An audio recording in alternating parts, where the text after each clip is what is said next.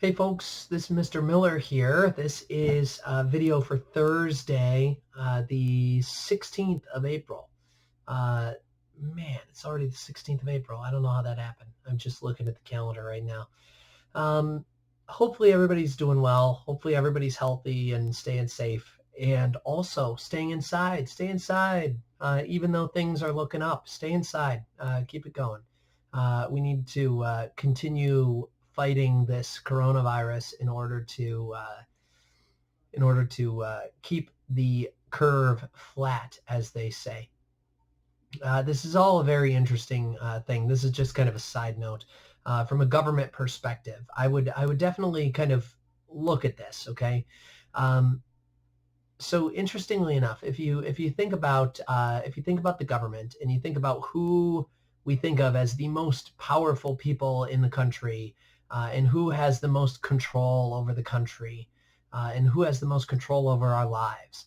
If I was to do like a Blue's Clues moment here, it'd be like, and who has the most power in the country? It'd be like, oh, what's that? Who'd you say? Oh, the president, right? Ah, the president. And that's when all the kids say, the president. So the president, you think, right? And the federal government, the government that sits in Washington, D.C., we think of as the most powerful. That's kind of the idea. They're the biggest government, so they have the most power. The interesting thing, though, is that I probably would have told you before this that I think that that's probably wrong. And I think it's being proven by all of this coronavirus deal. If you think about it, who is having the most direct impact on your life at the very moment? It is the state, it is the county, it is local government that is having more of a direct impact on your lives and on my life than the federal government. Sure, the government is going to send me a check in the mail that I'm going to be able to spend on things. Okay, that's fine. But other than that, I'm not really seeing what the federal government's doing. They're not affecting me. The state government, though, the state has shut down schools. The state has told me I shouldn't go outside. The state has shut down a lot of different things, beyond schools, a lot of businesses, a lot of stores. The state has canceled our Regents exams. The governor's the one that I tune in every day to watch him talk. Okay, I don't tune in to watch the president talk. I tune in to watch the governor talk because he's talking about New York and what we're doing in New York. I mean, honestly, he's talking a lot about downstate New York, which is true because that's where most of this virus is hitting, and that seems to be a focus of the governor in most cases, anyways. Is this desire to focus on downstate? However, he is focused on New York, and that's more of where my attention lies. It's not coronavirus, I promise. Also, county governments. The county in Cuyahoga County. You might not know this. On Saturday, they came out with a plan that said, and this is voluntary, but it's supposedly, as much as you can follow it, you should. Saying that based on whatever year you were born in, you can go out of your house on certain days. Okay, so that's the county. The county tells me that I can go out of my house on Monday, Wednesdays, and Fridays because I was born in 1991, which, interestingly enough, I was only 2 days away from being able to go out of my house on Tuesday, Thursday, and Saturday, which I think would have probably been better because who wants to, Saturday? Saturday's a good day to go out. So Tuesday, Thursday, Saturday, if I was born in 1992, I could have done Tuesday, Wednesday, or Tuesday, Thursday, Saturday, but I was born on December 30th, 1991. So I'm stuck with Monday, Wednesday, Fridays, and every other Sunday. Anyways, that's the county saying that. Okay, so interestingly enough, these groups that we think don't have a lot of power and control over our lives happen to have a lot of power and control over our lives, and they're the ones who we're seeing active in our lives today. If you watch the news out of Syracuse, you hear from the county administrator in Syracuse, the head of the county government. Okay, he's the one doing the press conferences. It's just so interesting how this is happening. Mayors are giving press conferences every day. Mayor of New York City, mayor of Los Angeles, mayor of Philadelphia, big cities, mayors are giving press conferences. It's just so interesting because the power is the power does not lie as much with the federal government as much as we probably think it should, or as much as we think it does. Maybe not should, but as much as we think it does, it doesn't. The power lies with local governments and state governments.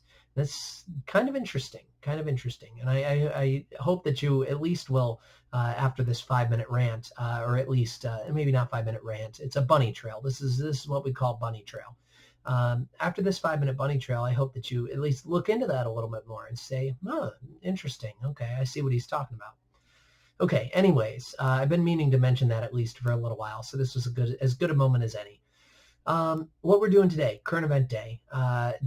Thursday is the day where we're typically working on our current events here during our quarantine time. So we are on week, I guess this is our fourth one for the marking period. So this is current event number 9 total. I'm sorry for yawning. Fun fact, yawning is more contagious than the coronavirus.